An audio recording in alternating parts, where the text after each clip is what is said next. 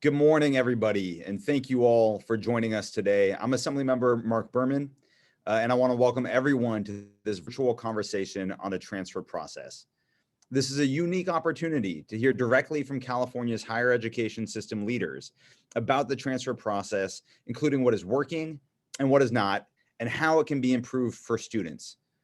The extraordinary interest in today's conversation, we've had over 850 people sign up, is a testament to the importance of the transfer process. I have chaired the Select Committee on the Master Plan for Higher Education in California since 2017. For those in our audience who are less familiar with the Select Committee on the Master Plan, it was created to conduct a thorough legislative review to ensure that the Master Plan reflects the current needs of students and responds to a host of issues never previously envisioned. In 1960, California developed a visionary plan for the future of higher education, known as the Master Plan. However, much has changed since 1960. Population growth, increased student diversity, a change in leading industries and their need for talent, as well as the field of education itself. During the first 2 years of the Select Committee's information gathering phase, we convened 5 hearings throughout the state, including in Sacramento, San Jose, Fresno, and Riverside. The hearings focused on the status of higher education in California, workforce needs, the needs of students, the needs of faculty and staff, and an overview of higher education finance. Last year, the Select Committee released our report outlining key findings and policy themes that highlight important takeaways from the 5 hearings. The report also previewed that the Select Committee is now focusing on the transfer process with a goal to engage stakeholders and craft meaningful transfer legislation this year that reimagines the transfer process from a student-centered perspective. The Master Plan promised an accessible, affordable, and high-quality higher education for all students who qualify. The transfer pathway from community college to 4-year institution is an integral component of the Master Plan's commitment to access and affordability. Many students attend community college with the hope of transferring to complete a bachelor's degree. However, the Master Plan did not say how transfer would work in practice for students. While recent efforts, such as the Associate Degree for Transfer and remedial education reform, have led to important gains, one thing that has been abundantly clear to the Select Committee throughout our hearings is that the transfer process is still unnecessarily complex, confusing, and difficult for the vast majority of students to navigate. We also learned that transfer students are more often Black and Latino, as well as first generation, highlighting transfer as an important way to close equity gaps. Last October, in partnership with the Campaign for College Opportunity, we held our first virtual conversation on transfer centered on the student transfer experience. I could not think of a better way to kick off our transfer discussion and begin the process of identifying ways to improve transfer than by hearing directly from the students who lived it. At this event, the Campaign for College Opportunity shared some striking data from the PPIC that illustrates that students are still taking far too long to transfer. Only 19% of students with a goal of transferring do so in 4 years, and only 28% successfully transfer within 6 years. The campaign also emphasized that equity gaps still exist. While Latino students represent 51% of students who declare a goal of earning a degree and successfully transferring, they only represent 35% of students who transfer within 4 years. For our Black students, they represent 7% and 5% respectively. The RP group also shared their findings from their Through the Gate transfer study, which identified individuals who have completed all or most of their transfer requirements, but who do not make it through the gate to university. Their research aims to determine strategies for increasing transfer, boosting baccalaureate production, and enhancing students' social and economic mobility, especially for underrepresented populations. Of course, the highlight of the event was the students. These inspiring individuals shared their personal transfer stories and valuable insights.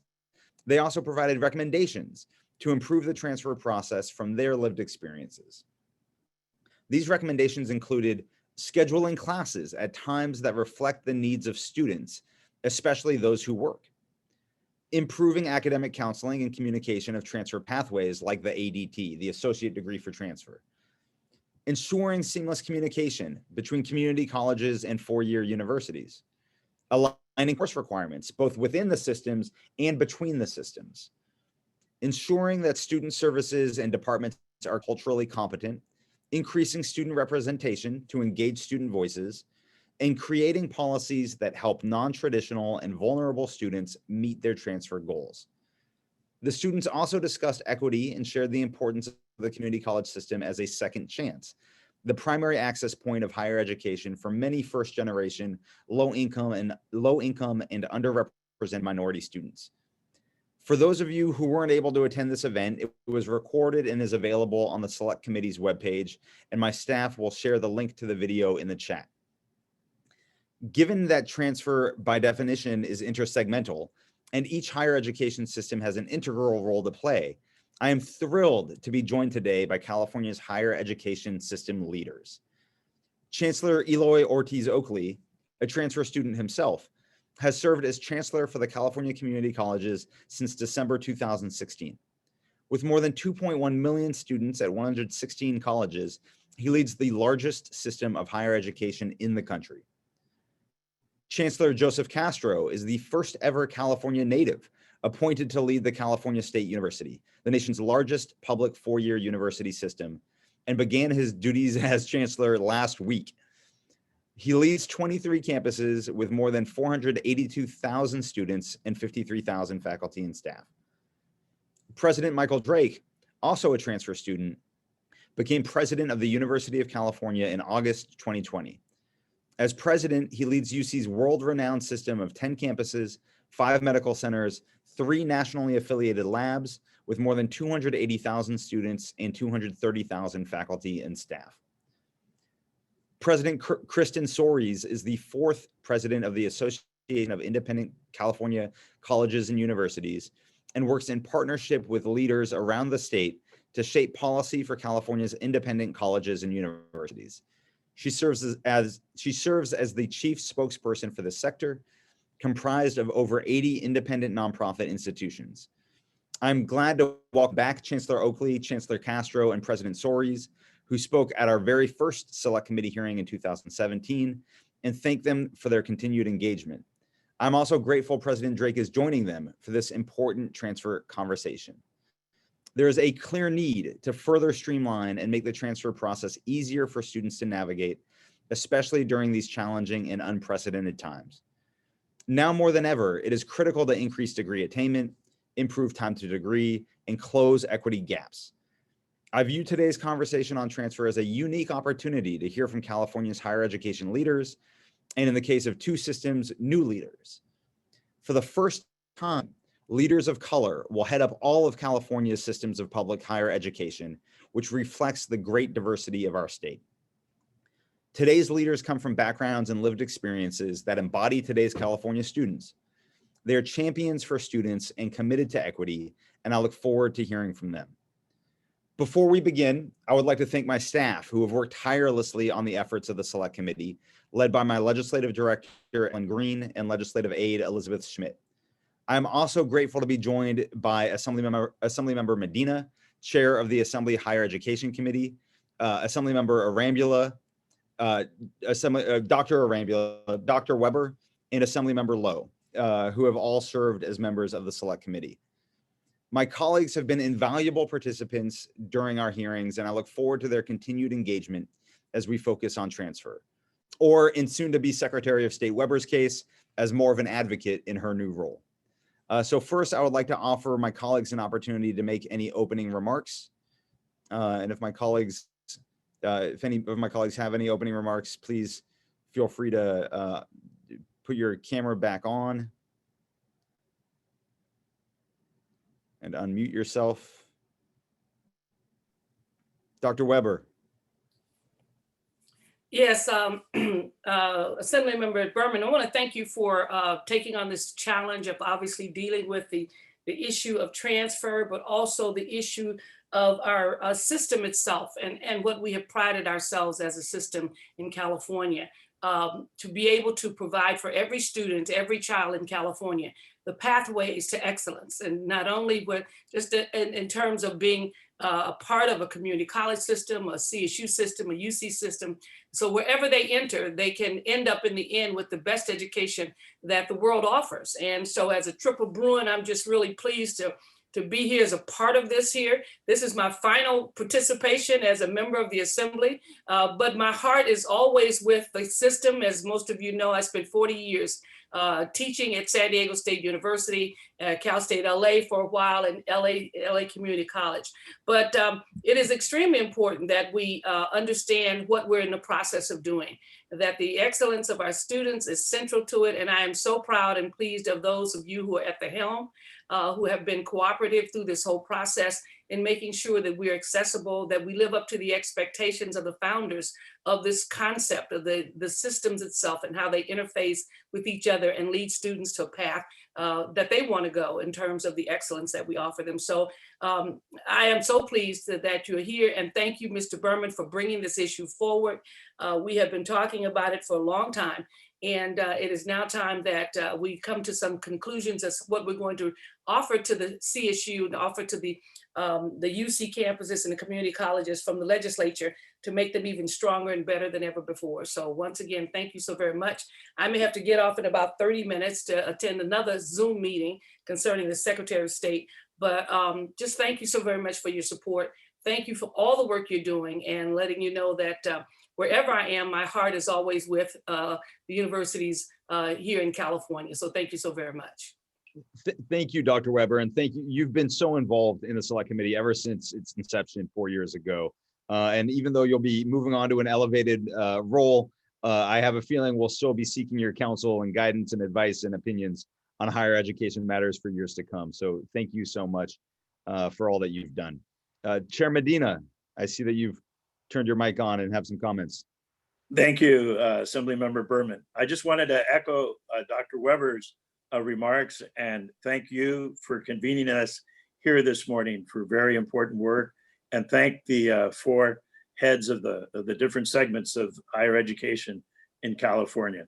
And as you stated, it was 1960, in the early 1960s, that the master plan was first created in California, and it has served us well. But it is certainly, as you said, time to revisit it, and I am happy to be here to participate in this important work on transfers this morning. So thank you. Thank you, Chair Medina, and for all you've done to lead higher education policy in the Assembly for as long as I've been in the Assembly and before that. And want to open it or offer any other colleagues if they'd like to speak. But if not, we will move on. Thank you, colleagues. And with that, I'd like to introduce our esteemed panelists. Each will make introductory remarks, and then we'll have a bit of a panel discussion afterwards. So first, I'd like to introduce Chancellor Oakley, Chancellor of the California Community Colleges. Thanks so much for joining us. Thank you, Member Berman. This is a great opportunity to engage in a very important topic for the future of California. So I really appreciate you bringing us together and highlighting the important work that we'll be talking about today. So first of all, greetings from the California Community Colleges. Happy New Year to everyone. On behalf of the 2.1 million students that we serve, we're very happy to be here. And this is a very important topic to our students, as well as our faculty and our staff. So let me just make a few remarks, and then I will enjoy the interaction with my colleagues. First of all, I also want to welcome Chancellor Castro to his new role. The CSU is a very, very important system of higher education, certainly for our students. It is home to many of our students. And of course, President Drake and Kristen Soares, thank you both as well for your support of our system. So let me begin with context. I cannot think of a more important time to be talking about democratizing higher education than right now. Whether it was the racial reckoning that we experienced over the summer of 2020, the enormous impact that the economic fallout from the pandemic has had on first-generation students and students of color, or as we witnessed last Wednesday, a direct attack on our democracy. Democratizing higher education is critically important to the life of California as a state and to the future of our country. So what we're talking about here, we must get right, because providing access to the large majority of Californians to have access to some of the finest universities in the world is critical to our future. And so transfer is a big part of that. Transfer is a big part of improving equity in our state. The California community colleges, we're very proud to be able to say that we serve the top 100% of students in California. That means we have open doors to everyone, whether you are coming straight out of high school into college, into one of our colleges, whether, like in my case, after serving in the military and then working for several years, I found a community college, or whether you're formerly incarcerated and trying to get integrated back into society, the community colleges are there. And so a pathway to our universities is critical for them to be able to participate meaningfully in the new economy and to have the kind of social and economic mobility that we want for every resident of California.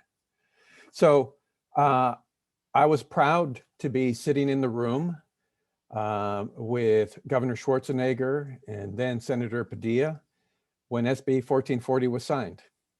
It was a great moment. I was thrilled to see the associate degree for transfer be put into motion. Much has happened since that day. The associate degree for transfer is now the preferred method for California community college students to seek transfer.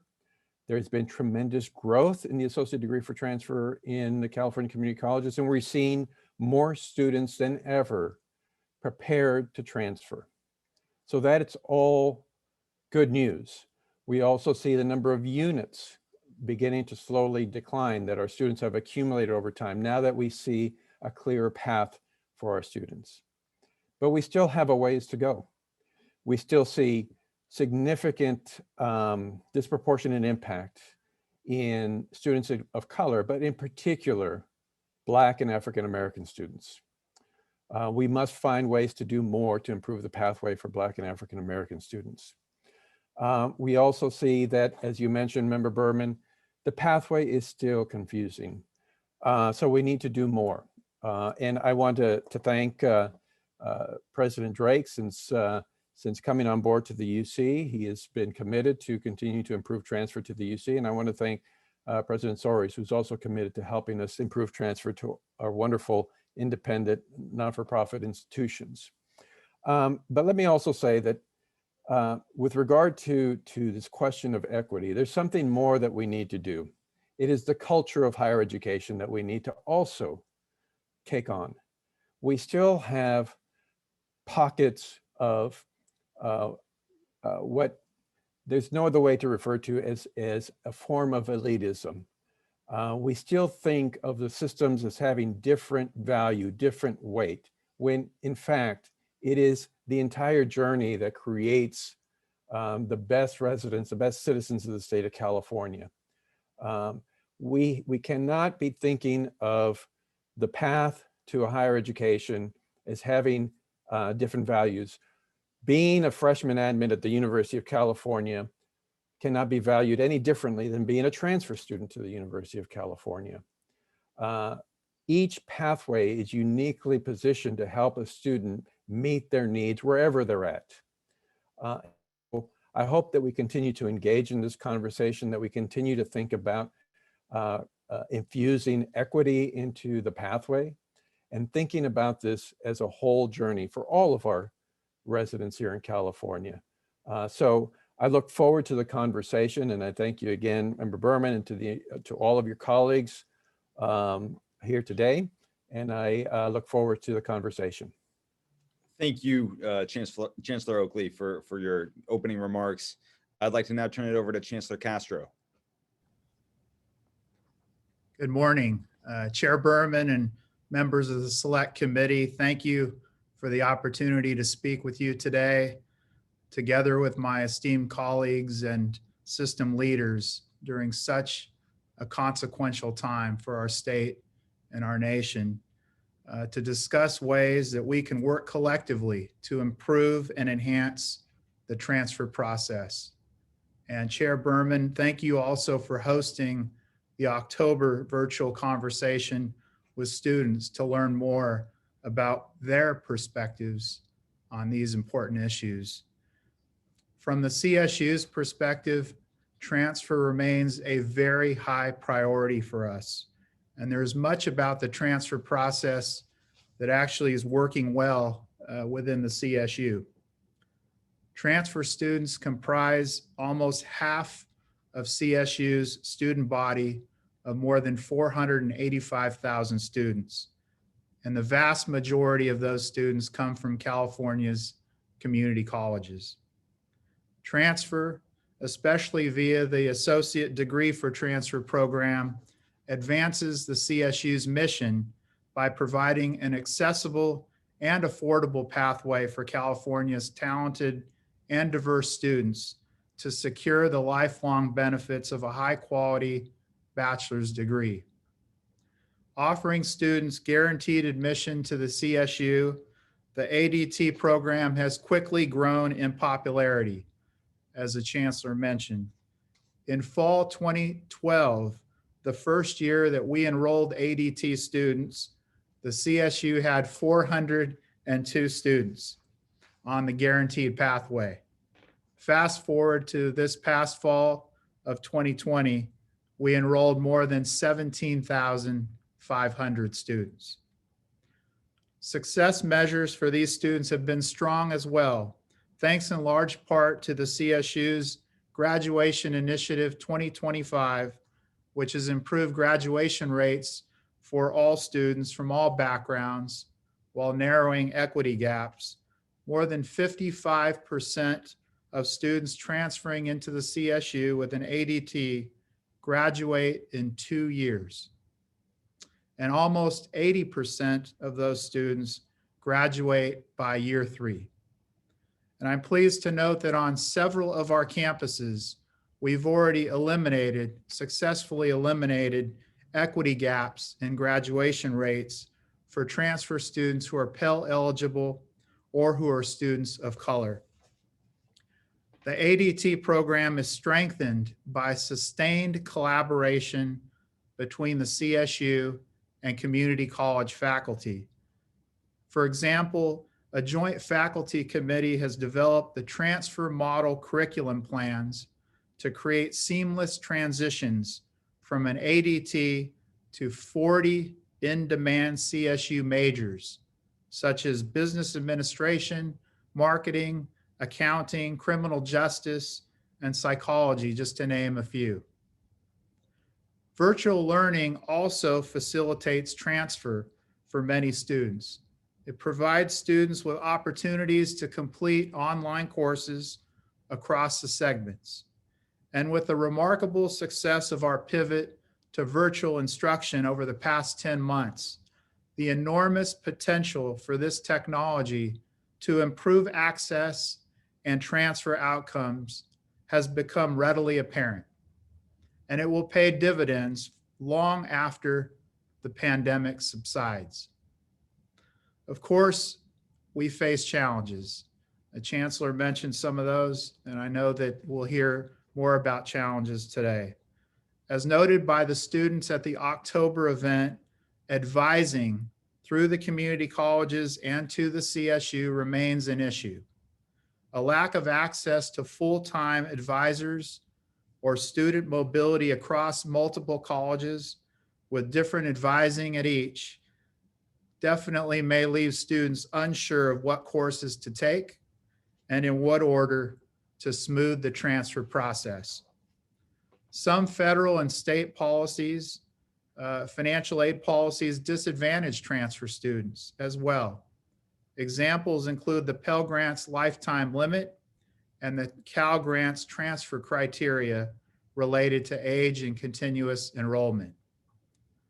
But despite these challenges, solutions exist. And I'm very optimistic about the future of transfer in California.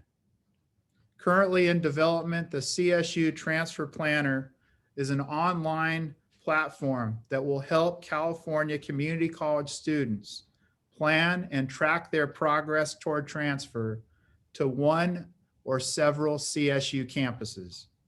The planner will notify students of ADT pathways and alert students who may be on an ADT pathway and not realize it. It shows great promise to help potential transfer students avoid loss of credit and reduce the time and money required to earn their degree.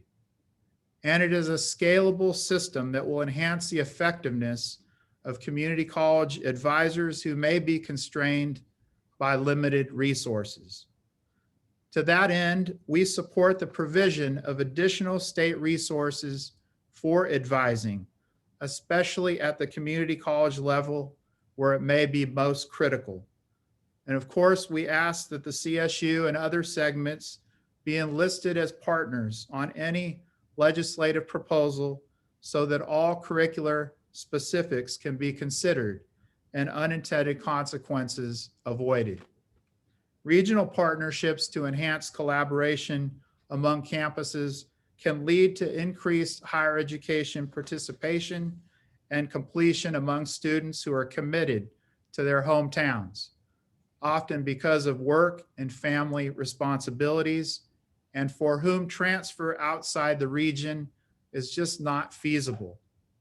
An example that I'm personally familiar with is the Central Valley Higher Education Consortium, comprised of leaders of 28 colleges and universities in the Central Valley.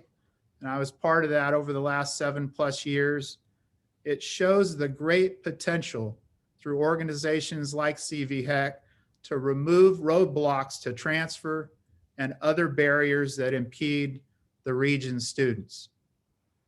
In closing, I want to emphasize that meaningful solutions at scale required continued communication and collaboration among the higher education segments and our partners like you, Chair Berman, and your colleagues throughout the legislature.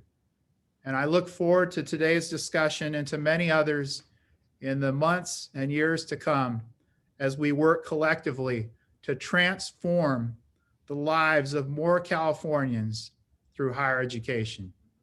Thank you. Thank you so much, Chancellor Castro. And next, I'd like to turn it over to President Drake.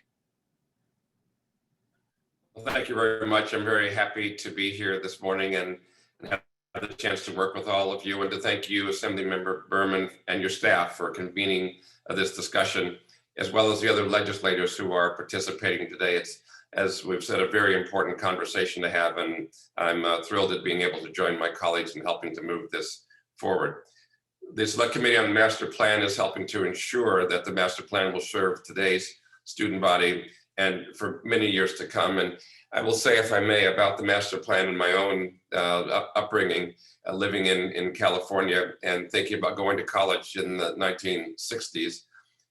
The advent of the Master Plan opened an avenue that really hadn't existed to me before. It was nothing that I thought of. If we will think back, you know, I was born at a time when people as myself began schools in segregation. And in fact, all the country had known was Jim Crow. It had been slavery. We had been enslaved. And then for 100 years, we've been in strict Jim Crow segregation, with an occasional breakthrough student of like myself, perhaps being an athlete or something else and going to a broad range of colleges. But for the most part, there were a small number of HBCUs, and then not a closed door, actually a wall for higher education in other realms. And so the Master Plan actually was and the ability to go to a community college was a platform, a step into a pathway forward, which then opened at the other end to other opportunities in higher education that truly hadn't existed in our country's history before at any reasonable scale. So I remember it as a change point in my life. The concept that such a thing was possible was transformative to me. I went to one of the independent colleges in California and then followed by going to the University of California, where I had most of my career until I went to the Midwest a few years ago, but it really was a pathway to the future. So master plan has been a good word for me. But that was half a century ago. And we know that even the best plans have to be tuned and made appropriate for the current world and the current circumstances. So with working with President Soares, who I've met many times, but only on Zoom, to my colleague, Chancellor Oakley, who I've been in a variety of meetings with on Zoom as well, and to President Castro, who I've known for 25 years. It's great to be having a chance to work with colleagues on doing what we can to make this pathway even broader and brighter for the students of today and the future. So great to be working with you. And it's an honor to be joining this conversation from a student-focused point of view. I think that is critically important. We think of our institutions and all of the work that we need to do to make our institutions successful as we compete and work with other institutions moving forward. We have always to have a great focus on our students and the pathway of our students to get through our institutions. With transfer, we're thinking a lot about the pathway of students to get to our institutions, and we have to make sure to shine a bright light on that pathway as well. Transfer students are essential to the success of the University of California and the success of this state. Focusing time and resources on how to improve the experience of our transfer students is the right and an important thing for us to do. Some data that are important, the University of California, although we are obviously selective in so many ways, we admit 3 out of 4 California community college transfer applicants. We're proud of that. Campuses are national leaders in a number of new transfers that we enroll to our research universities, as compared to states like Ohio, where I just spent 6 years, Florida and New York. We're really pleased at being able to be successful as we want to improve this as we move forward. One of the areas that I want to highlight really is some things that we've been trying to do to improve the academic preparation and success of our transfer students. We have a series of programs that we use. The SAPEP, the Student Academic Preparation and Educational Partnership Programs, have been serving our community colleges for many, many years. Some of them, in fact, are half a century old. In 2018 through 2019, more than 23,000 California community college students received transfer support services through these programs, as well as countless community college-bound high school students. And as many of you already know, UC enrolls 1 transfer student for every 2 California resident freshman students, and we're pleased to be able to uphold that commitment. We understand that this has been a very important goal for the university to achieve, and we pay close attention to it every year. One of the things that we've struggled with is how UC will continue to balance the challenge this sometimes creates with enrollment planning and certain academic planning, but we will again continue to work on that. And we will seek to ensure that the campuses maintain the ability to act in the best interests of all of our students as we strive to maintain this ratio. Much of the other region progress related to transfer has been made possible through a UC and community college MOU that my predecessor entered into on behalf of the university with Chancellor Oakley, and we appreciate that very much. We will continue to do our best to fulfill those obligations.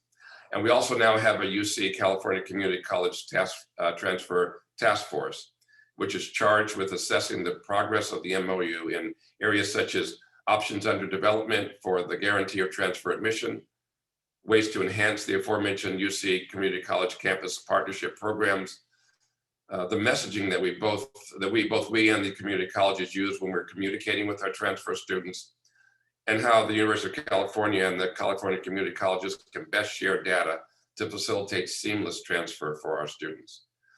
And of course, intersegmental agreements are a key part of transfer. At UC, we maintain a robust set of intersegmental agreements that help students get to where they want to go. And cooperation and collaboration amongst the segments is critical to these agreements. So I'm looking forward to continuing that much needed collaboration with our partners who are here today.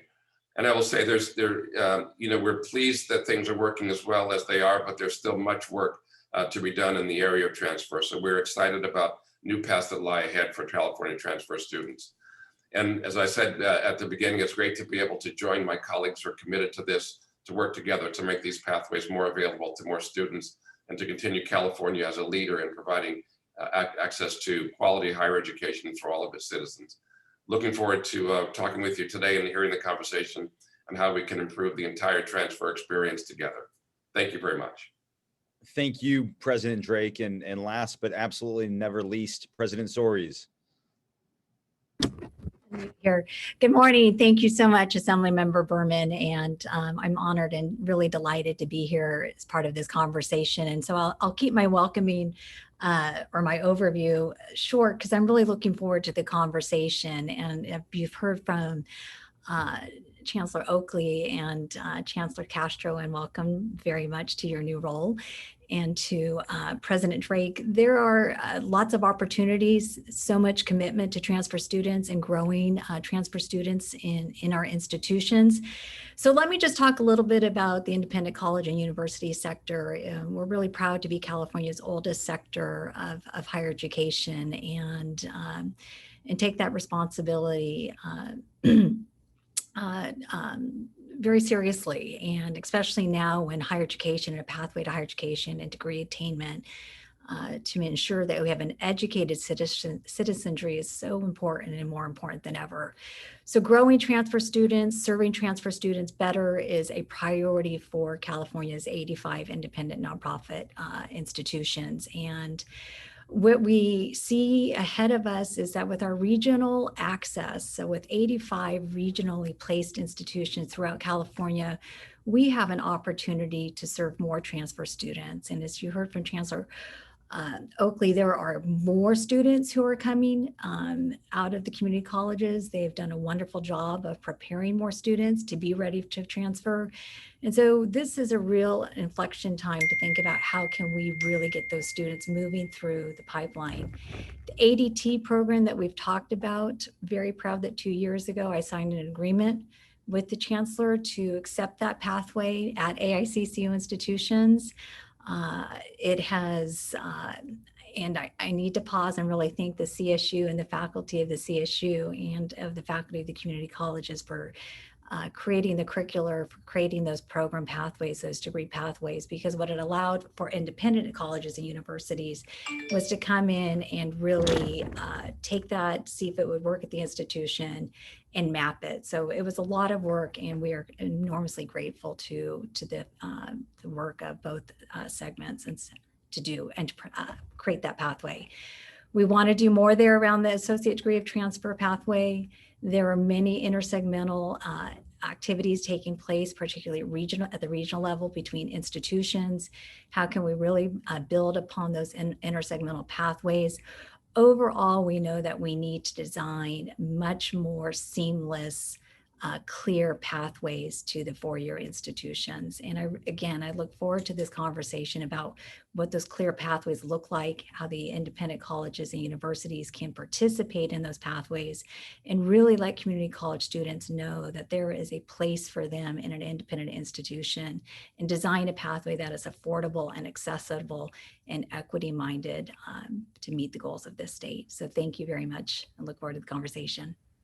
Thank you, President Soares. So let's kick it off to the kind of question and answer panel part of the conversation. And I want to start with a question for everyone, which is, at our last virtual event on the student transfer experience, we asked each of the student panelists for their recommended solutions to improve transfer.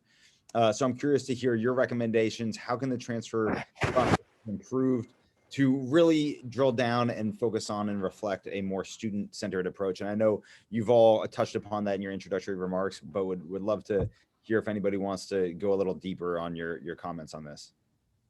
And don't be shy. Chancellor Oakley, please. Yeah, no, I'm happy to kick it off. There is quite a bit that we can do, but let me focus on one thing that we can do together, and that is when a student enters a community college, or when a student is dual enrolled in high school and a community college, they should be building a CSU or UC transcript immediately.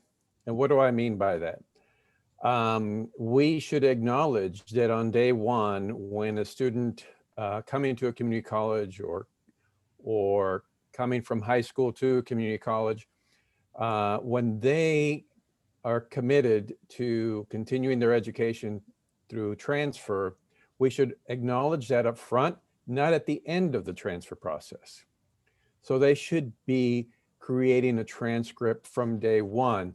Every credit that they accumulate should be transferable on day one.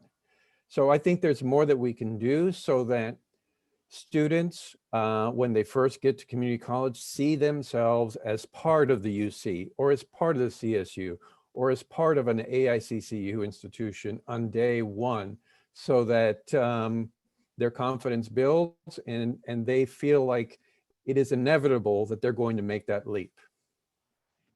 I like that a If I lot. may make a comment, I just agree completely with Chancellor Oakley in thinking, about the past. And some of them, just honestly thinking about personal experience. I had a concept of what I wanted to do when I went to college. So I started at the very beginning looking at the pathway, and it helped me to select courses in my first semester of my freshman year that were things I would need for my program going forward. Now, it was done on paper back then. You got a catalog and you went through and circled them, and I did all those things, but it actually was a straightforward thing. And so it made the pathway, I kind of knew what I had to do, and I had a direction I wanted to follow, and it worked out. What I would think today would be most helpful, and if I'm going to apologize to everybody and say that since I spent the last 6 years in a different system, I'm going to use some of that experience so I hate to talk about the former, but one of the things that we did there, and then let me say something about that. Just there, we had a central flagship university, but we had 5 regional universities as well, 5 regional campuses. And the regional campuses were open admission, as Chancellor Oakley was mentioning. If you were 18 or you graduated from high school, this was a pathway in. And those then were merged together. So we had both parts of that particular pathway. So we thought a lot about what it meant to start in one place and transfer it to another and to move forward and be successful. And I may say some more about that later. One of the things that we found was most important for our students starting on our regional campuses and for our native freshmen who wanted to graduate in a 4-year period of time was to have good advising from the beginning. And we found that the advising was quite uneven, even from not only from college to college, but from department to department.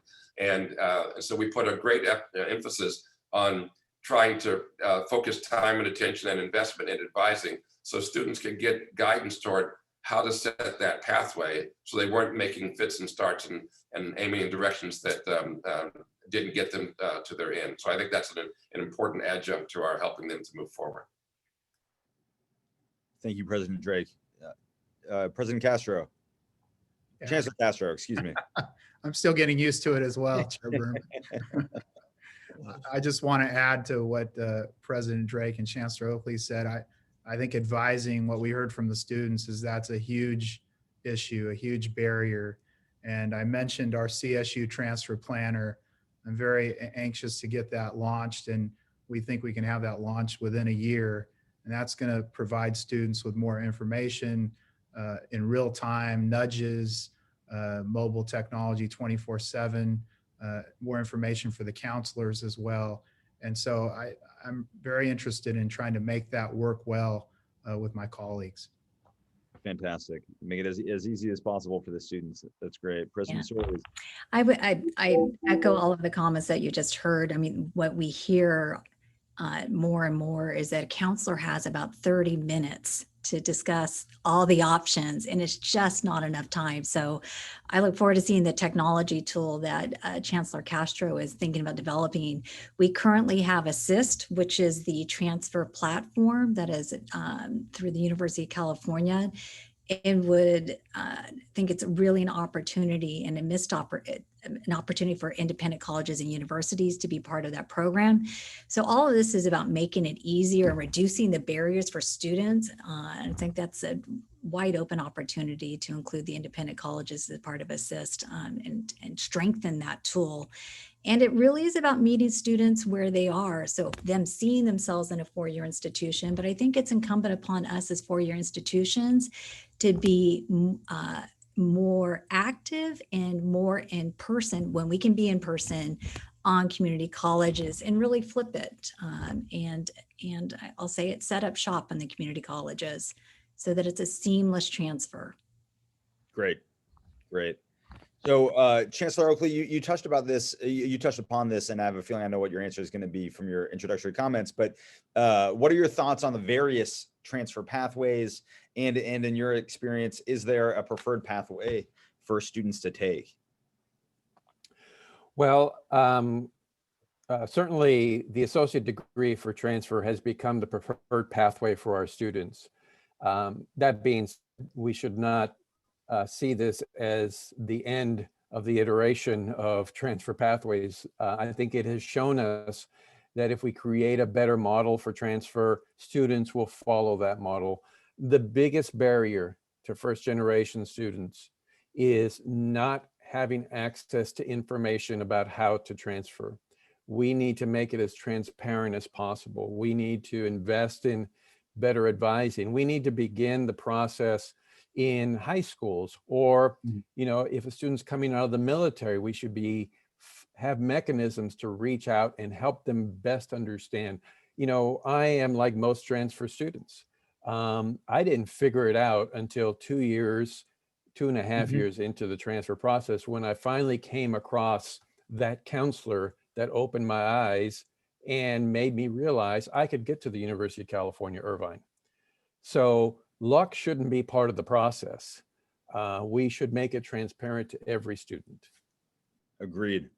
Chancellor Castro, following up on Chancellor Oakley's comments about ADT, the associate degree for transfer provides a degree with a guaranteed admission to the CSU system, but not admission to a specific CSU campus. And this can be a barrier to access for some place-bound students if they're not admitted to their local CSU.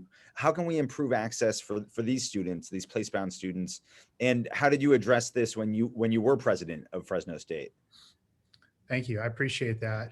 Well, at Fresno State, we were fortunately able to take all eligible students for the last couple of years. We were impacted for a while. And as you know, Chair Berman, this is an issue. It's textured. So, you know, my view as chancellor is I want to make sure our system is accessible as possible for our transfer students. And I'm going to encourage all the presidents to do as much as we can there. There are issues around capacity at some campuses. We've seen some lessening of that over the last couple of years, so that's encouraging. That'll be helpful, but there still are some issues around capacity, and I'll want to work with you and other members to try to address that over time. We'll continue to give preference to local students, but as you know, we don't offer the same majors at every campus. So there may be students from LA who want to study agriculture at Fresno. And so we need to make sure that we look at that in the most thoughtful way. So you have my commitment that I'm going to look for ways to remove barriers and help to increase the number of transfer students all across the state. Appreciate that, Chancellor Castro. And President Drake, Chancellor Oakley alluded to this as well, but the earlier students get on a transfer pathway, the greater the likelihood they will successfully transfer in a timely manner. But many students don't know where they want to transfer or even what system they want to transfer to when they begin their higher education journey. I've heard from many students about the challenge and frustration regarding the different requirements to transfer to a UC versus a CSU campus. Is UC open to aligning transfer requirements with CSU? Well, we're open to collaborating with all of our colleagues to try to make the transfer pathway as straightforward as possible. I think that's our goal.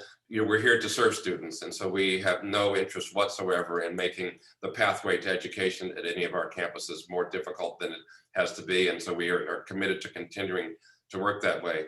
I will say that, as Chancellor Castro was saying, we have different campuses that work, in fact, relatively independently. You know, they're together, but also independent. We have different majors. And so there are multiple different requirements, one to transfer, but also then to transfer into a major with courses that are going to be appropriate to get a degree in time in that major on that campus.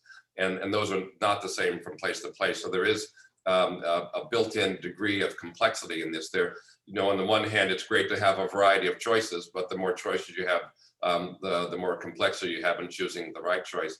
So in doing something that we mentioned earlier, which is to have robust advising and strong advising, and I will say with President Soares, the combination of humans who help to do that and technology that helps to do that, and getting students involved in that very early, I think is the best way to get each person thinking, gosh, I have a variety of options there that are in front of me, and then helping with guidance to pick the one that's the best. And then our interest as a receiving institution is to make it as straightforward and easy for those students to find that pathway as they can. Thank you, President Drake. And President Soares, some AICCU institutions participate in the ADT pathway. You mentioned that earlier in the agreement with the CSUs, but some campuses do not, or some institutions do not participate. From your perspective, what are the barriers to participating in the ADT pathway? And besides the Cal Grant, are there other incentives that would lead more AICCU institutions to accept ADT students? Sure. Well, as it stands now, every AICCU institution can accept an ADT student. So while they may have not signed that formal MOU, they can accept an ADT student. And now that we're seeing more and more transfer students, community college students are using this transfer pathway, I think we're going to see more institutions taking ADT students. 39 have accepted it, and a few of our institutions actually accept every single ADT program pathway, which is remarkable. And I'd like to see more of that, give more options to community college students. But we do need to find a way, to your question around Cal Grant. Cal Grant historically, and it was actually created to incentivize utilization, the capacity of the independent sector in 1955 when we had capacity crunch at that time. And that's when the legislature came together and created the Cal Grant program to create affordable access. The Cal Grant program for the maximum award for students attending independent institutions has stagnated. I do believe we need to really get smart about that policy and regrow it, repurpose it so that it does serve as the incentive tool. What's really important about the Cal Grant also is the number of years. You have to use it within 4 years. So getting transfer right is really important. That students spend 2 years at the community colleges, that open access point, and then come to our institutions, and that we graduate them 2 years. So it serves as an incentive to graduate these students in 4 years, but there needs to be more affordable, there needs to be more financial aid and support. The needs of community college students is very well known. The needs of our students, our low-income students, is growing. Basic needs are growing. So as we think about, increasing transfer, I would say that we also have to think about increasing financial aid and support so that they can be successful. Agreed. So I want to open up some questions to anybody who wants to answer them. The first is there such a thing as too many transfer pathways? Chancellor Oakley. Well, I don't, if I understand your question, I mean, I don't think that there is anything wrong with having every major have a transfer pathway. I mean, students come from all backgrounds, all walks of life. They want to do different things, and we shouldn't create some pathways for certain majors and none for others. So I think we should just, our goal should be to have a transfer pathway for every major that any student would want to take. Let me respond, Eloy, and say, if we think of the transfer pathway as being for the student, as we're speaking of today, that every student ought to have a transfer pathway from where they are to where they want to go, and we'd be happy to do that.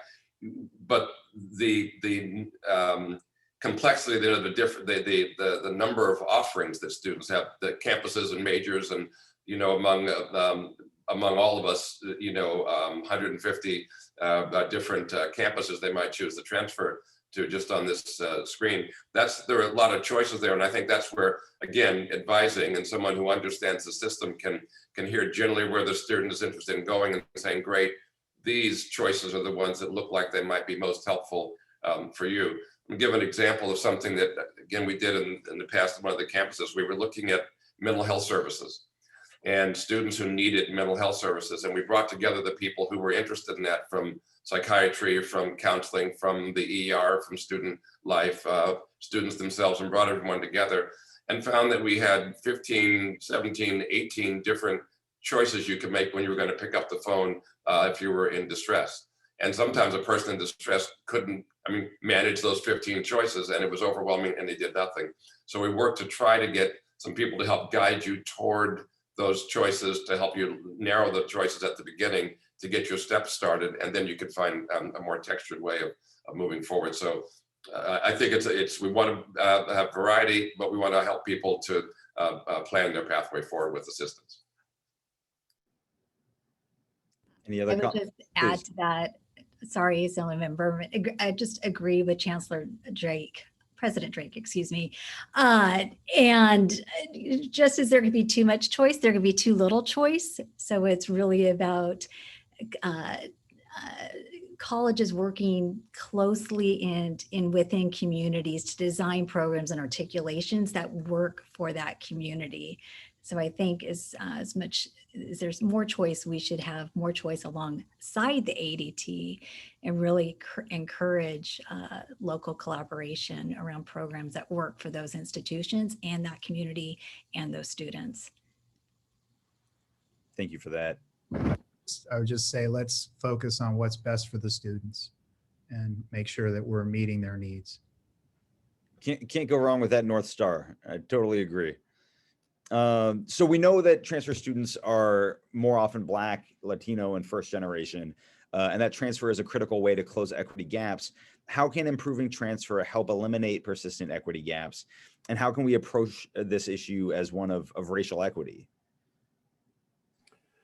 Well, I'll jump in first. I think, the transfer process is all about creating access and opportunity for more Californians, whether they are low income, students of color, first generation students. Predominantly transfer tends to be a preferred pathway to those students who either come from backgrounds where there is not a network of support, low income, first generation students. So yes, that seems to be the predominant demographics, but this is all about opportunity. So transfer is one part of that. There are lots of things that we should also be exploring. Certainly financial aid is a big part of this, creating opportunities to pay for the total cost of attending college. And so that students do not have to make choices between paying the rent and going to school, as well as thinking about dual admission. Can as you mentioned, Member Berman, so many students are place bound. Can they feel like they're part of, if they're a student in the Los Angeles area, can they enter a community college and feel like they're part of UCLA from day one? Mm-hmm. Because that's where they've grown up in the shadow of, that's where they've always wanted to go. So there's lots of things that we can do with the transfer conversation being the center of that conversation. But if we really want to tackle the issue of first generation students and students of color, low income students, we have to take a look at this from all the angles that prevent those students from gaining access to our wonderful institutions. And I just do want to say very quickly, I know that the issue of dual admission was brought up in the governor's budget proposal less than a week ago, and I think we'll be having a lot more conversations about that in the weeks and months to come. Anybody else want to jump in? Please. Chancellor Castro. Chair Berman, we've made dramatic progress within the CSU in increasing graduation rates and some progress on the equity gaps, but I really want us to focus even more attention on those with your support. The Pell Gap continues to be very stubborn, and the gap for underrepresented students as well. I think with the Biden administration coming in, we have a chance for some Pell Grant reforms that will be helpful. Hopefully the DREAM Act, and that will be helpful. But what I found at Fresno is once the transfer students came to us, they did extraordinarily well. And I think what we need to do is make sure that we have every tool in place to support them when they get to us. And that's going to be my commitment as chancellors, that we really take these gaps on and get them to zero. That was Chancellor White's challenge, and I want to try to continue that work. Appreciate that, Chancellor Castro. President Drake. If I can piggyback on that and say I appreciate that work, and actually the national model that the California State University system has been of closing those gaps and moving graduation rates forward is something that we all should be proud of. And so congratulations to you for the work you did at Fresno and the work that Chancellor White did in helping to move that forward. And I know you're going to continue that well. And to Chancellor Oakley's comment about dual admission, the concept of being a part of a system from the beginning, I think that's something we'd love to find ways to support. And I mentioned my prior experience. That was certainly the case there. You were part of our system, no matter where you went. You were part of our system at the beginning. And more than that, when we had commencement, you were part of our system, then one of our alumni forever moving forward. There were different ways to enter, different places to begin, different doors, but there was a pathway from the end, and you became part of our community. One of the things that we did at graduation, we had a big graduation ceremony. We always had someone who was a graduating senior who'd begun as a freshman and someone who'd begun at another institution and transferred to us. And we had 2 commencement speeches. We didn't make a difference. We didn't say this one's this one, this one's that one, because really they were all coming together at the end and becoming a part of our community. And we celebrated that as something that we were very, very proud of. When it comes to equity gaps, the equity gaps exist for transfer students and for our freshman students. They exist for people from different ballparks and different points of view. So we've been working consistently to try to eliminate them entirely broadly. The Chancellor Oakley and I both were at UC Irvine for many years, and we're in different roles, but we worked really hard at UC Irvine to work on equity gaps. And in fact, by a couple of years ago, at least, we're able to essentially eliminate the black-white equity gap. And that was something that was seen as nearly impossible a generation ago. So we were pleased to know that this is a possible thing to do. The gaps are smaller than they've been, and we want to get those to be eliminated for everyone. And so I think there are things we can do broadly in our universities to help eliminate equity gaps that are good for transfer students. They're good for native freshman students. They're good for people from different backgrounds. And I think that should be our collective work together. Appreciate that. Thank you, President Drake. So transfer by definition, and we've touched upon this a little bit, but transfer by definition is intersegmental and requires collaboration to be successful. Have you discussed transfer amongst each other? And what are your plans for collaboration and coordination to make transfer more seamless for students? And is there a formal or informal process for these types of intersegmental discussions and conversations? I'll jump in quickly. The answer to your question is yes, we have these conversations in multiple venues. I mean, first, thank you to Governor Newsom's senior advisor, Londe Ajosi, who brings us together quite often to talk about these issues.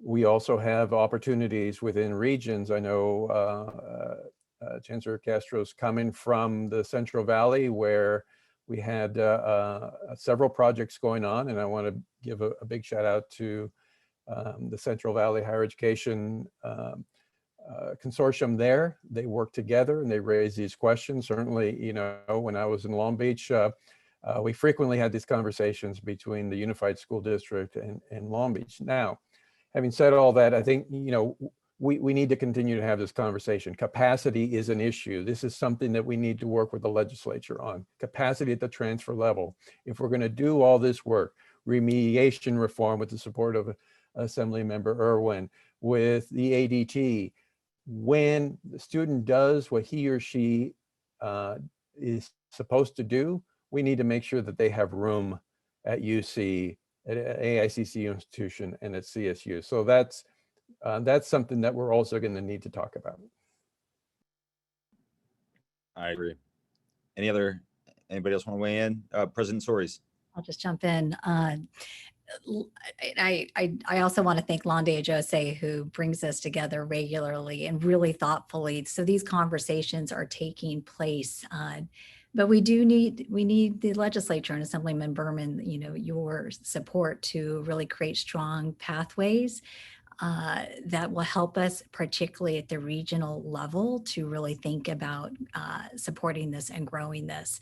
I mean, we're here at the statewide level, but I strongly believe that the outcomes are going to be driven by regional partnerships. And Central Valley, the consortium there is a very good example of that. I just, as we look forward and think about how we work together, we need to break down our silos. And I see that happening more and more.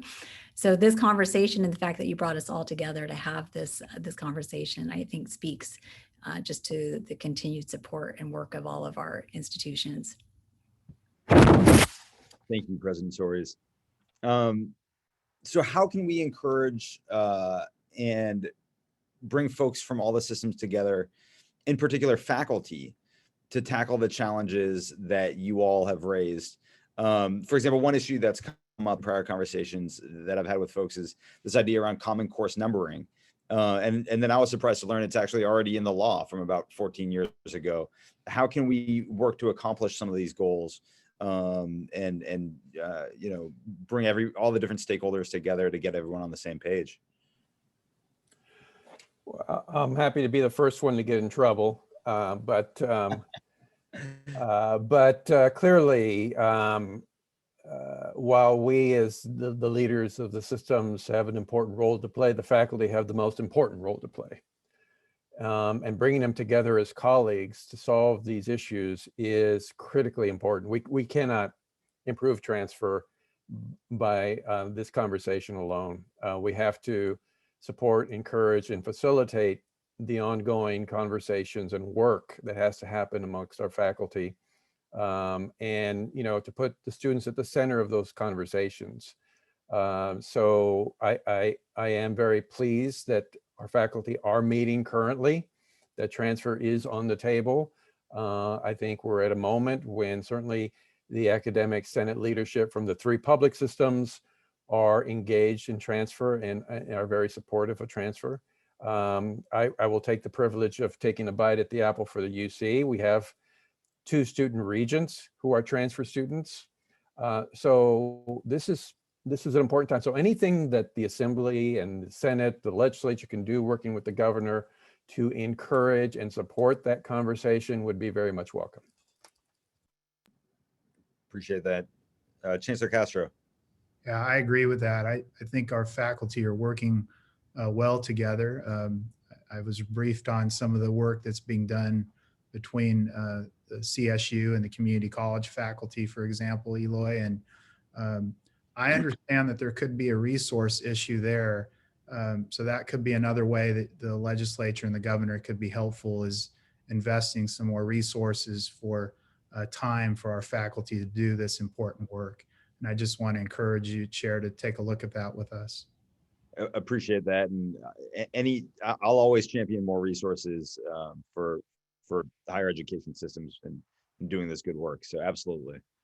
President Drake. I'd like to support you in that last statement you made, Assemblymember Berman. I think that's I'd support you with that and say that we're, you know, our faculty are committed to doing what we can to continue to be great partners with our colleagues. And, you know, we mentioned silos. Yes, we all have silos, but particularly, actually, my colleagues, Chancellor Castro and Chancellor Oakley, we actually work together as colleagues in many things. And not to say that anything about our independent colleges, but we really work it as parts of the same system in many ways, and want to do what we can to continue to collaborate. So I know that we are committed, and our faculty will be supportive of us. Appreciate that, President Drake. President Soares. And we are here to be supportive of these conversations, and to where we can bring our faculty, we absolutely will bring our faculty. There are several degree programs that are unique to the independent sector that we are very eager to map up with CSU and with the community colleges and UC, for example, around cybersecurity. So there's a tremendous opportunity to grow the number of degree fields by utilizing the independent sector and our faculty and expertise. And we're willing to do it. And we appreciate it. So a quick question before I open it up to my colleagues who have been kind enough to stick with us this whole time. But if California established goals for transfer, what should they be for each of your systems? Well, first of all, speaking only for the community college has a goal in its vision for success to increase transfer to the UC and the CSU. I think, I want to be held accountable to that goal, but we also need support and resources to reach that goal. So, I think the more alignment we have with the CSU's strategic vision, their graduation initiative, and I know the UC has developed their own strategic vision. I think that's something that we need to do more of, is align those efforts. But I always say, the more aggressive, the better for me as a system leader to try and work with our system to achieve those goals. Thank you. President Drake? We are committed as well. We are now at the place of admitting one transfer student for every 2 California freshmen, and we're pleased. That's very similar to the goals of the plan for many years. Our challenge, of course, is capacity, and we have an excess of applicants for the ability to serve them, and so that's really our rate limiting step. And not that I don't want to say this, but it's important to say that support really for the system is what allows us to have the capacity. And, we understand the impact of the COVID. We live in the COVID world where there have been budgetary impacts, but as we're cut, then it is difficult for us to increase our capacity. So that really is the rate limiting step for us. Appreciate that. Chancellor Castro. Yes, what I've seen over the last few years is an increase in transfer students coming to the CSU and fewer first-time freshmen at many campuses. And we're embracing that change. I understand why some students and some families would decide to do it that way. And I think that we want to be in the position to support that. And of course, California needs more graduates with all different credentials and degrees, and I'd want to be part of that solution as well. I appreciate that. President Soares. We are very committed to growing transfer. Our goal is to enroll more transfer students. We have the capacity and really want to be smart again about how we better utilize the capacity in our segment. So that's going to be through advising and making sure that community college students see and understand. So there's a lot of work to do around that, and we know that, but we are very, very committed to this. I think in a way we already have a goal for our segment when we, through signing the agreement around the ADT and that connection to the Cal Grant. So there is a goal there, but our goal and our metric needs to be much broader about the overall number of transfer students being in CSU institutions annually. Thank you, President Soares. And so I see my good friend, Assemblymember Medina, Chair Medina, has rejoined us on video. Chair Medina, do you have any questions you'd like to ask? I do, but first I just again want to thank all the participants and yourself, Assemblymember Berman, for this excellent discussion. And I will join you in realizing the importance of resources, whether it's for transfer or Cal Grant reform. The segments can't do it without the resources that we need to provide the state of California.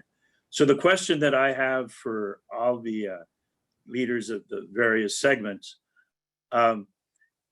we heard a lot, and I realized the importance of the associate degree for transfer, and we talked about how that makes it much easier for students to transfer from community colleges to the CSU, the UC, or independent. But there are some degree programs, especially in the STEM fields, engineering, that have a higher unit of requirement for transfer. And so that makes it difficult for students entering those programs, especially in programs like engineering that require so many more units. How do we address that? How do we get by for those students who want to pursue those degrees not having to spend an inordinate amount of time within the community colleges before transferring. So if any or whoever would like to respond. Maybe I have. Go right ahead, President. Rick. Sorry, excuse me. Yes. I'll say first that this is a problem generally. I'll use this particular field that you mentioned. Engineering is very heavily impacted on our campuses. There's a great number of people who want to pursue the field, and we don't have enough capacity for all of them. So there's great pressure there. And I'll say the field, I had the privilege of participating in several engineering school accreditation reviews. The curriculum for engineering is incredibly dense as it exists. It's difficult to start engineering as a freshman student, knowing exactly what you want to do, and to graduate in 4 years, taking a full load the whole time. So I think it's a very heavily impacted field broadly. And honestly, when I meet with the accreditation people, I really want them to look carefully at what their requirements are and to rethink whether or not, as they have continued to add requirements, there weren't some that they couldn't have moved aside because it's become a very, very dense program. So there's some programs like that one in specific, that are difficult no matter where you start, and particularly then difficult if you're transferring and maybe one or another class you took doesn't apply to the major at your college. I mean, it can be a very difficult thing to do. One of the things that I think we can do broadly, and it's part of another conversation, but something that we've all been thinking about and been thinking about more this last year, is how we can use virtual classes, online classes, to be a part of the curriculum to help students have multiple ways of achieving their course requirements during a period of time, which are more flexible than the regular curricula that are there. And so having the better use of online classes for residential students, doing that more often, I think will help all students to navigate the pathway forward. We can use that to improve the articulation and transfer for students who are wishing to transfer, and also for students on our campuses to graduate in a timely fashion. So that's a different conversation, but a very, I think, an important way of actually increasing the capacity of our universities without increasing the bricks and mortar. And I think that's something we need to really look into. Yeah, and I would just add, first of all, thank you for the question, Chair Medina. If we think about it, the associate degree for transfer has created a model on how we develop these pathways. We use that model to develop a chemistry pathway with the University of California that was recently created between the two faculty of community college and the UC. So we do have a model that we're hoping to be able to begin to utilize in the UC. The question here is having a model curriculum that allows a student to transfer, say they're an engineering major, whether it's UC Irvine or Cal Poly San Luis Obispo. Yes, they're going to need to have more units, but those units can be designed in a way where there's clarity on what is going to be taken at the community college, or what is going to be taken in the upper level major courses at the university campus. But we don't need to have a law to tell us to do this. This is something that we need to be working on. We are working on in some sense, but we need to be working on this with greater urgency, because, one of the greatest challenges we have is the lack of diversity in our STEM fields. And so I do think it's something that we certainly want to engage in. I think certainly I'm not asking for another law to compel us, but certainly resources would help, and expectations of us as the leaders to make sure that that the work happens. If I could just say, I was able to see at Fresno State so many first generation to college students graduating with engineering degrees, and, coming from families that earned $20,000 a year, and their first year with their degree, 80, 90,000 plus, just completely transforming their whole family trajectory. So I'd like us to take a fresh look at this area if the other leaders are open to it, and to be as creative as we can. And as Chancellor Oakley said, resources could be helpful here. Maybe not a law, but maybe you just strongly urge us to do this, because I'd like us to see whether in 2021 we might be able to come up with a different answer than the last time we looked at it a few years ago. Well, thank you all. And I appreciate Chancellor Oakley reminding us, Chancellor Oakley, of the need for diversity in the STEM fields. So thank you. Thank you, Chair Medina. Dr. Arambula, looks like you have some questions, comments. Well, as the first Latino medical doctor to serve in our state legislature, I am also a big fan of diversity in our STEM fields. I first want to start by thanking you, Chair Berman, for bringing us all together, as well as the heads of all of our major universities. What I was hoping to elevate to the conversation today is an innovative regional approach that's worked in our area, which has been CV-HAC, but specifically it's Fresno State's incorporation of HCOP, the Health Career Opportunities Program, that really has allowed many of our transfers to have mentorship opportunities and chances when they come to a new university. My question is, what other similar types of programs and innovations are currently working that allow for those mentorships and fellowships to transfer from the community colleges to the four-year universities that we can elevate and figure out if increased resources will help and assist with those transfers? Well, I will go first. I think Member Arambula, as you pointed out, mentorship support for first generation students is critical to their success, particularly in areas like STEM, which are, arduous pathways to begin with. The more support we can get them. So I think encouraging, supporting these kinds of collaborations that you talked about in the Central Valley, I think are critical, and we need to see more of them. Dr. Castro, I wanted to give you the floor, and if I can brag a little bit, originally it was a federal HCOP program that you brought into the office of the president so that we could expand it to our undocumented students. And by doing that, we were able to greatly increase participation in this program, and was just hoping you could speak to its importance and other ways in which we could highlight similar examples.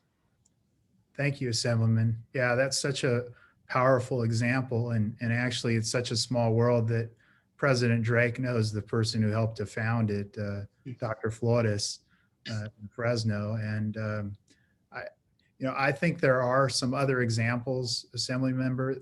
I'll try to do some homework to provide those examples, but I do think there's an opportunity there with support from you and other members to, perhaps do some more and scale it up in a way that will be really powerful. And we saw that in the Central Valley, and we could do it all across California. So I'm definitely open to those ideas. If Dr. Flores had not been working on the Doctors Academy, I'm not sure I'd be in the position that I am now. And so I'm hopeful that we can continue to open those doors for future generations as well. Yes. Thank you. I'll say that it was a great privilege in the 1990s to oversee that program. It reported to me at UCSF, and so Dr. Flores was my great partner in doing that. And it was actually one of the nice things I just mentioned. I was at the UC system for such a long time. I went away. It was great to come back actually and see on a screen like this people I'd worked with a generation ago, and to see how the programs that we had started had grown to produce real people doing real work. So I guess that means two things. That one is that the programs can be successful, and the other is that I'm old. But it was really a great it was a great pleasure to see those programs work so well, and I'm really excited to be working to help continue to support them in the future. Well, allow me to express my appreciation for your commitment to California, and for those of us who are the first in our families to explore some of these fields. Thank you, Chair Berman. Thank you, Dr. Arambula, for your comments today and participation with this select committee over the 4 years and hosting us in Fresno a couple of years ago. So I know our time is coming up. I want to, this wasn't on the agenda, but want to give our panelists 30 seconds or so. If you have any closing remarks, feel free to skip if you don't want to do that. And then we'll wrap up. I just want to say thank you to you, Chair Berman, and for this conversation. I appreciate you bringing us together. Hopefully this is not the last time we have this conversation. And I look forward to working with you and your colleagues to continue to work to improve the transfer process. Thank you, me too. I'll add to that. Thank you so much for this conversation, this opportunity. We have such a moment in time right now to really improve transfer and serve students where they are. Appreciate the questions from your colleagues as well about the innovations that are taking place. So I think there's a lot for us to follow up on outside this hour and a half, and we are committed to working with you, and I'm committed to working with my colleagues on this conversation today. Thank you. Thank you, President Soares. I agree, and I just want to say how excited I am to work with my colleagues here. We know each other, and I think there's already a high level of trust. And I'm excited about what can happen with support from our governor and from you, Chair Berman, and all the members of the legislature. I think our future is very bright, even though we're dealing with the issues around the global pandemic. I'm very optimistic about the future. I guess I would just echo the. Sorry, I was going to echo the comments and say thank you to Chair Berman for bringing us together in this forum.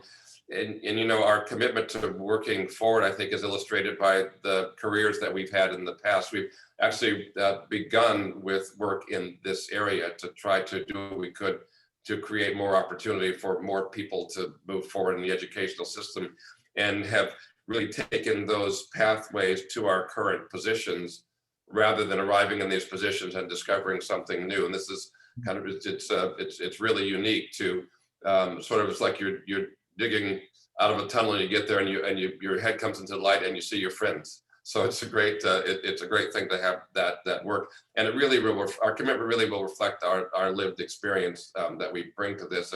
And I'm looking forward very much to the future working with President Soares and my longer term colleagues, Chancellor Oakley and Chancellor Castro. Thank you, President Drake. And I want to thank all of you who attended and participated today. My colleagues, our higher education system leaders, Chancellor Oakley, Chancellor Castro, President Drake, President Soares, and everyone in the audience. I think, we reached over 600 people at one point in time. 450 of you stuck with us through the whole thing. I've seen all your comments. I haven't had a chance to read and absorb them all while we've been having our conversation, but I will as soon as our panel is over. This has been a very timely and thought-provoking conversation with the decision makers for our state's higher education system. I look forward to continuing to engage with them and other stakeholders to identify solutions and craft meaningful transfer legislation this year that is student-centered. Thank you all again for joining us today. The event is being recorded and will also be available for viewing on the Select Committee webpage, which can be found on my Assembly website under the California Master Plan tab. My staff has shared the link to the webpage in the chat.